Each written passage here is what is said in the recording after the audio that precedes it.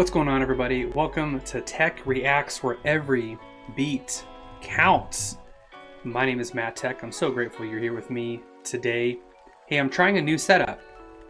If you didn't see it on the last video, I'm trying this new program, new way of doing things, got a new camera, the whole deal.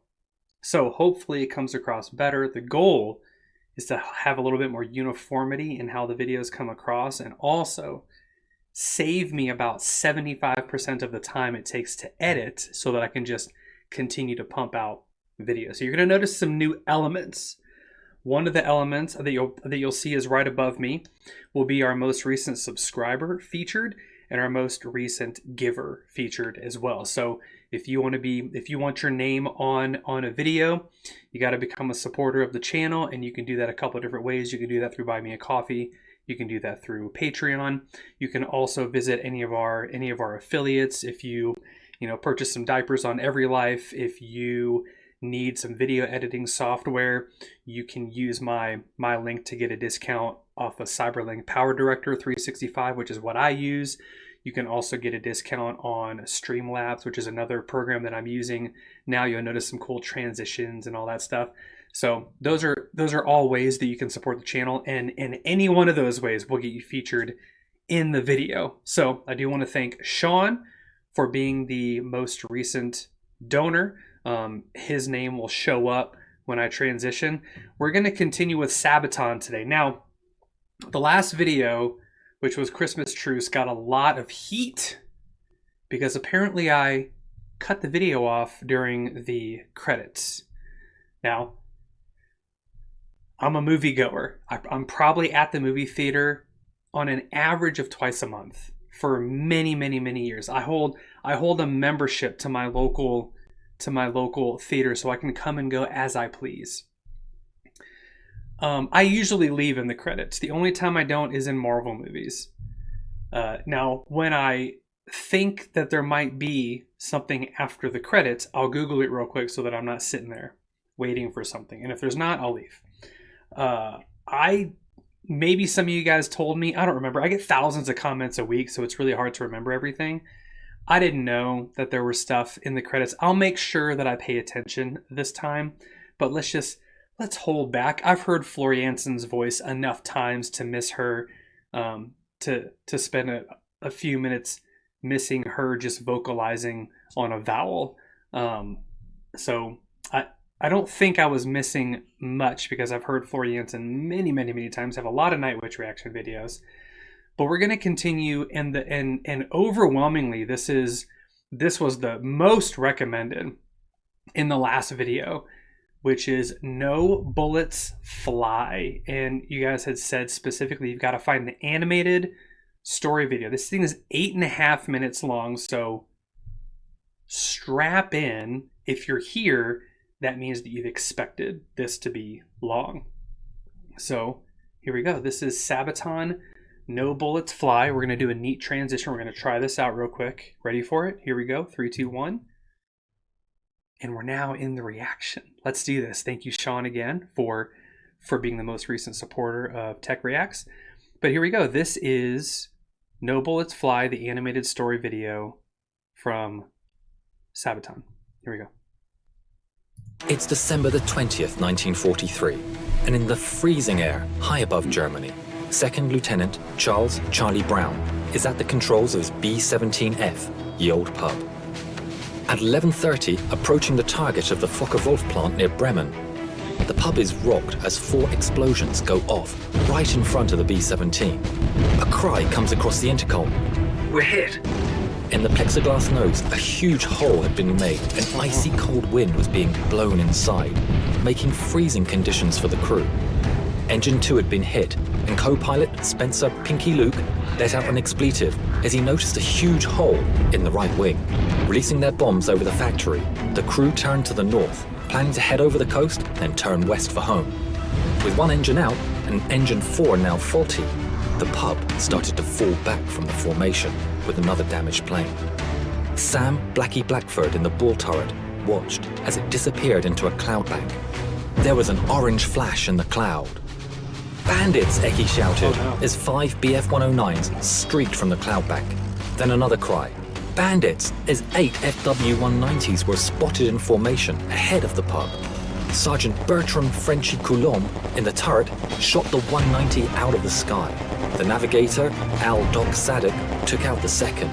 Pinky reported that engine 3 had been hit. That left just one engine at full power.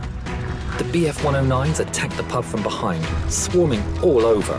But due to the cold wind running through the pub, most of the guns were frozen. In a turn now, the pub was repeatedly hit, taking extreme damage and killing the tail gunner. A shell penetrated and exploded near the waist gunners, injuring the crew and creating a huge hole. The oxygen supply was taken out and the pub spun towards the ground. With the crew unconscious due to lack of oxygen, the B-17 fell for 4 miles. Charlie started to come around and grabbed the controls, pulling back as the plane continued to fall. 5,000 feet, 4,000 feet, 3,000 feet. Just moments from hitting the earth, the plane pulled up, almost scraping the trees as it did. Can I ask you something personal? Do you believe in life after death? Because the average lifespan. Wow. Okay, so I feel like I've heard this specific story before. My wife and I just watched a show on Apple TV Plus called Masters of the Air, which is about this very same thing, about some of the big bombers, more from the British side, obviously. And I'm not sure if this is the same mission, but apparently in that war there was a pivotal mission where they had to take out one of Hitler's submarine factories, and if they didn't, then it could have really cost them a major victory. And they ended up succeeding, but to the detriment. I think like 25 planes took off and 3 returned or something like that. One of them crash landed in Germany somewhere. That show, if you have not watched it, it's called Masters of the Air. It's a very good show. And you want to talk about like serving your country and like what it took, what men used to accomplish in a time of war. Whew. That show is intense, Masters of the Air. But I feel like it's the same time period, because I feel like this story, especially when they said, what was the name? One of the Frenchie. I think Frenchie is actually one of the characters in the show because they tried to base it on a lot of historical things. So okay, so that was the story. Now we're going to get into the song. I wonder if the animated story continues.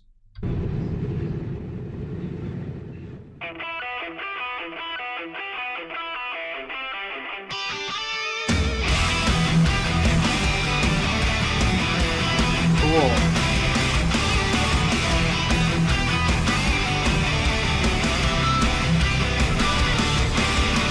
From down below, one enemy spotted.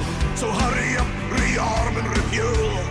But through the bombers damaged that plane, see wounded men scattered the ball. Look to the right and then look again, and see the enemy in the eye. No bullets fly, spared by his mercy.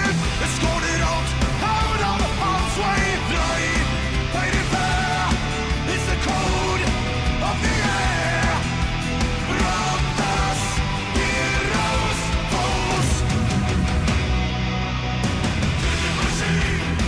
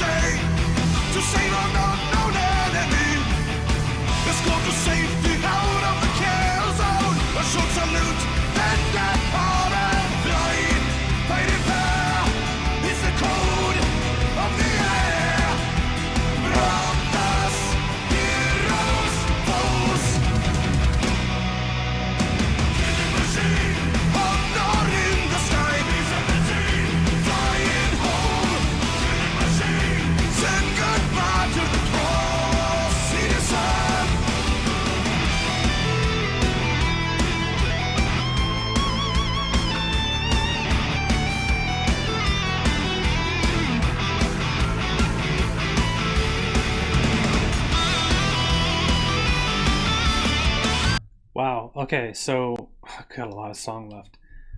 Okay, so this specific plane, the German fighter plane took off.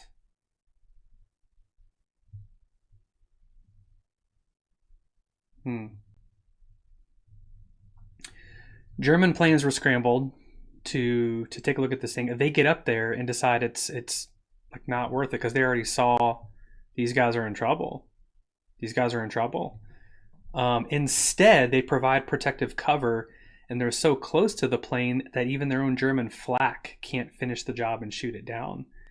And yeah, hard to communicate in the air when you can't talk to somebody, and you probably have different hand signals for different things, especially in a time where you're told that your job is just to kill anybody that's not on your team. Interesting how Sabaton finds these really great stories within these great wars to highlight. I love this.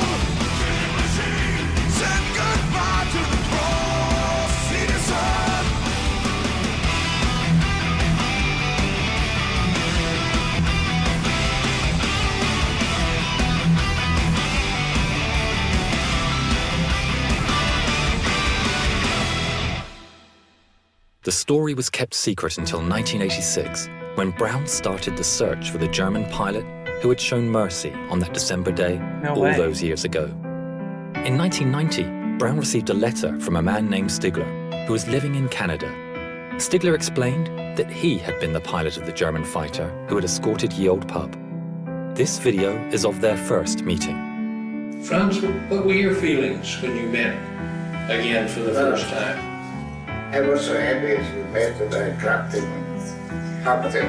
It wasn't easy.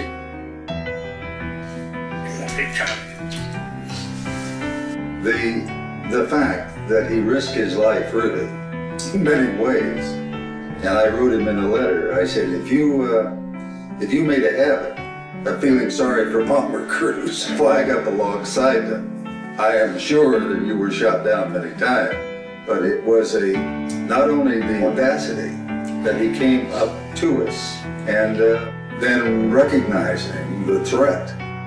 If someone had seen him and reported him, it could have been a death sentence. Wow. Franz gifted Charlie a book, and inside the inscription read, "In 1940, I lost my only brother as a night fighter. On the 20th of December, 4 days before Christmas, I had the chance to save a B-17 from her destruction. A plane so badly damaged, it was a wonder that she was still flying. The pilot, Charlie Brown, is for me as precious as my brother was. Thanks, Charlie. Your brother, Franz." In 2008, within a few months of each other, the two firm friends went on their final journey. Franz Stigler never got the Knight's Cross, but as he always said, he got something better.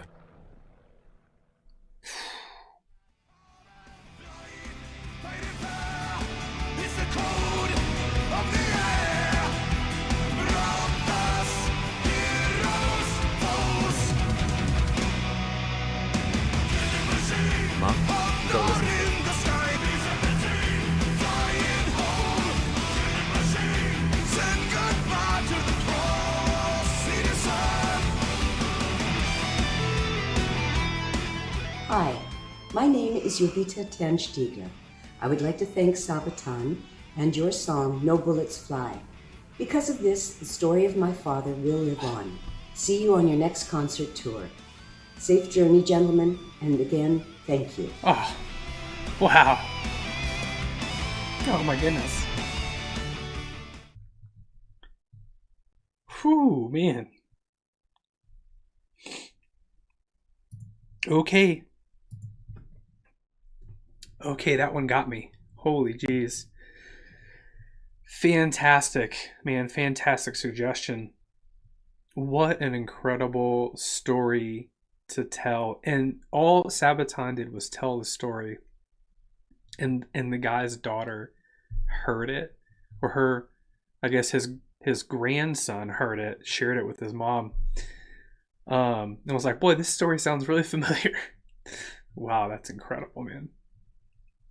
Yeah, it humanizes war a little bit, doesn't it? It humanizes it. We talked about this in the last video on the Christmas truce, where when you see an individual as an individual human being with rights and gifts and abilities and talents and value, man, it's really hard to take that person's life. But you know, war kind of takes all that away from you, and you end up fighting for something bigger than yourself, and you end up fighting against something bigger than that individual is in front of you. And it's unfortunate. War has been a consistent theme throughout all of human history since the beginning. I mean, as a Bible-believing Christian, since the first book of Genesis, I mean, there's been war ever since, and it's usually for power. Holy cow! Okay, this is fantastic. I really appreciate the suggestion. That warmed my heart today. Very, very, very good. Now I want to get those two model planes and stick them on my desk as a consistent reminder that war is never good, although sometimes necessary. War is never good. But if we can break down the idea, and if we can see people as human beings with value and purpose and gifts and talents and treasures, that'll make the world a better place. So thank you guys for the recommendation. Appreciate you. Look, I feel like I need to make a Sabaton channel on the Discord for us to talk about all things history. And I think I might do that, but I need somebody to help moderate it. So if anybody is interested in helping moderate a historical discussion, join us over in the Discord. Link is down in the description, and I'll create a Sabaton history channel for us to talk about stuff like this. But that was beautiful, guys. Thank you for the suggestion. Take care, and I'll see you on the next one.